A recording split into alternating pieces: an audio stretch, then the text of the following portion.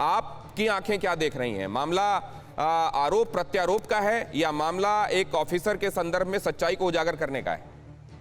देखिए, दो तरह का मामला, एक मामला लीगल है और एक मामला है पॉलिटिकल। तो पॉलिटिकल मामला तो पॉलिटिकल तरीके से चल रहा है। गलती सिर्फ इतनी ये है कि समीर वानखेड़े अफसर हैं, उनकी लिमिटेशन है और पॉलिटिशियन की कोई लिमिटेशन नहीं है। तो समीर वानखेड़े यदि सोच रहे कि पॉलिटिकल लड़ाई जीत जाएंगे तो गलत फ्रंट पर है। उनको लीगल फ्रंट पर ज्यादा ध्यान देना चाहिए और इसमें कुछ गलतियां समीर वानखेड़े से भी हुई। इस एनसीबी का रूल है एनानिमिटी और न्यूट्रलिटी, ये दोनों उनको फॉलो करना चाहिए। दोनों में कहीं ना कहीं गलतियां उनसे भी हुई। हालांकि मामले का लीगल पक्ष तो अदालत तय करेगा, लेकिन इतना जरूर है कि यदि वो एनानिमिटी रखते और कोशिश करते कि न्यूट्रलिटी दिखते तो शायद ये राजनीतिक मामला नहीं होता। अब राजनीतिक हो गया, लीगल अदालत में तय होगा, लेकिन राजनीतिक फ्रंट पर निश्चित तौर पर समीर को अभी और भी तमाम आरोपों से जवाब देना पड़ेगा। मामलों में, एनोनिमिटी के मामले में और न्यूट्रलिटी के मामलों में कहां उन्होंने अपनी लक्ष्मण रेखाएं पार की हैं? संदीप, मैं जब आपके पास लौटूंगा तो ये भी समझूंगा, लेकिन मैं किशोर तिवारी जी के पास जाने से पहले ये अहम खबर आपको बताना चाह रहा हूं। एनसीबी अधिकारी समीर वानखेड़े की सबसे नई मुसीबत। शेखर कामले नाम के गवाह ने वानखेड़े पर सवाल उठाए। वानखेड़े ने 10-12 सादे कागज पर साइन कराए थे, कामले का कहना है। नाइजीरियाई नागरिक को गिरफ्तार करने के लिए पंचनामा बनाया गया था। वानखेड़े ने कुछ नहीं होने देने का आश्वासन दिया था, शेखर कामले ने बताया। ये जो कोरे कागज पर साइन करने वाली बात है, ये कई बार हमने सुनी। एक पंच ने भी कह दिया कि हमसे कोरे कागज पर साइन कराया गया था, यहां दोबारा ये बात आरोप के रूप में सामने आ रही है। क्या ये उनके किरदार का हिस्सा हो गया था? क्या उनको लगता था कि वो इतने एफ्लुएंट हैं, इतने इन्फ्लुएंशियल हैं कि उसके बाद वो उनके कह देने के बाद अब कोई गुंजाइश बचती नहीं है?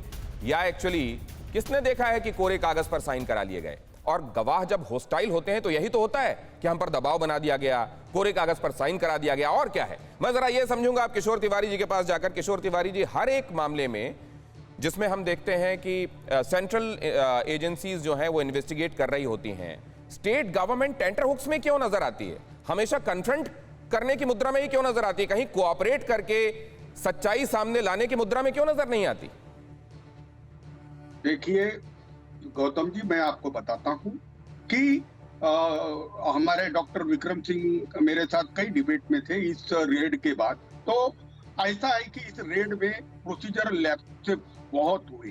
बाद में मैंने तो सुप्रीम कोर्ट में पत्र लिख के कहा कि ये तो एनडीपीएस एक्ट का दुरुपयोग करते थे। मैंने पहले लिखा, 10 दिन हो गए इसको, और फंडामेंटल राइट्स और लिबर्टी का इनको एजुकेशन नहीं होता है।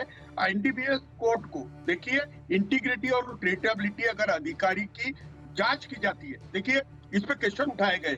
अब नवाब मलिक के बारे में बोल रहे हैं विक्रम सिंह जी, उनका दामाद 8 महीने जेल में रहा क्योंकि वो नवाब मलिक का दामाद था। उसके बाद हाईकोर्ट ने कहा कि उसको सुगंधी तंबाकू था उनके पास। देखिए, और एक बात मैं बता रहा हूँ कि इसमें कुछ लोगों को छोड़ा गया है, 3 लोगों को छोड़ा गया है, और ये जो मोहित कंबोज है, यही तो मैं पूछ रहा हूं सर। किशोर सर, आपसे बड़ी पिक्चर क्यों समझ रहा हूं? किशोर सर, मैं आपसे माइक्रो लेवल पर डिस्कस नहीं कर रहा हूं। किशोर सर, मैं आपसे इसलिए मैक्रो लेवल पर बात कर रहा हूं। शिवसेना इतनी बड़ी पार्टी, वहां गठबंधन की, मैं ये जानना चाह रहा हूं कि मैक्रो लेवल पर ये क्यों दिखाई देता है कि जब भी किसी एक मामले में सेंट्रल एजेंसीज इन्वेस्टिगेट कर रही होती हैं, उसमें आकर स्टेट एजेंसीज क्यों सामने खड़ी हो जाती है? स्टेट का लीडर क्यों उसके अपोज में खड़ा हो जाता है?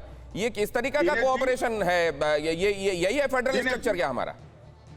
देखो दिनेश जी, क्या हुआ है, एक पिछले 1.5-2 साल से ये देखा जा रहा है कि सेंट्रल एजेंसी ऐसी कूद जा रही है।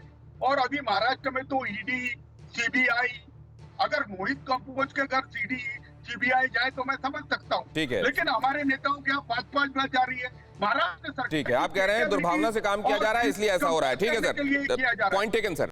अड़ी सोमवार से शुक्रवार शाम 6 बजे सिर्फ TV9 भारतवर्ष पर।